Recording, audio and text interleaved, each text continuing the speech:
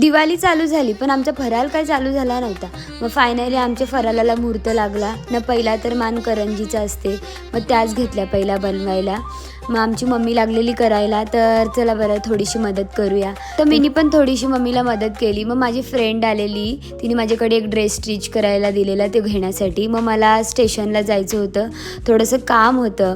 एक मला वस्तू पाहिजे होती खूप दिवसापासून. हे काय आहे आणि काय नाही त्याच्याबद्दल तर डिटेल व्हिडिओ तर मी बनवेलच, पण याच्यासाठी ना मी मम्मी पप्पाकडे खूप रडून हे मागितले, हे ते मलाच माहिती आहे. आणि येस, थँक्यू मम्मी पप्पा की तुम्ही या दिवाळीला हे मला गिफ्ट म्हणून दिलं. I am very happy. त्याच्यानंतर मग आम्हाला अत्तर वगैरे घ्यायचे होते तर ते घेतले.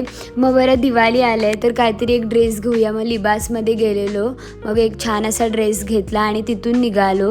मग बरं रांगोळी वगैरे तर काहीच नाही आहे. मग पटापट रांगोळी आणि कलर वगैरे घेतले आणि घरी आलो. तर घरी आल्यावर मी बघते तर बापरे, आमच्या घराला मस्त चमक धमक लाईटिंग वगैरे केलेली दिवाळीनिमित्त, खूप भारी असं.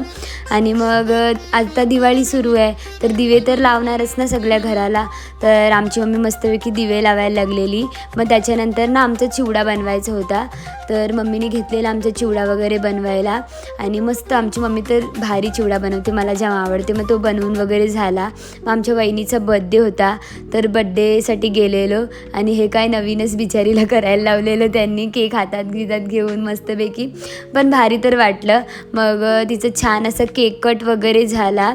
आणि त्याच्यानंतर आम्ही गेलो पटापट केक खाऊन. ईशाचा बड्डे होता तिकडे, तिच्या बड्डेसाठी. मग ईशाचा केक वगैरे कट केला छान असा, आम्ही तिथे सेलिब्रेट केला तिचा बड्डे. मग काय नाही, that's it for the day. Bye bye.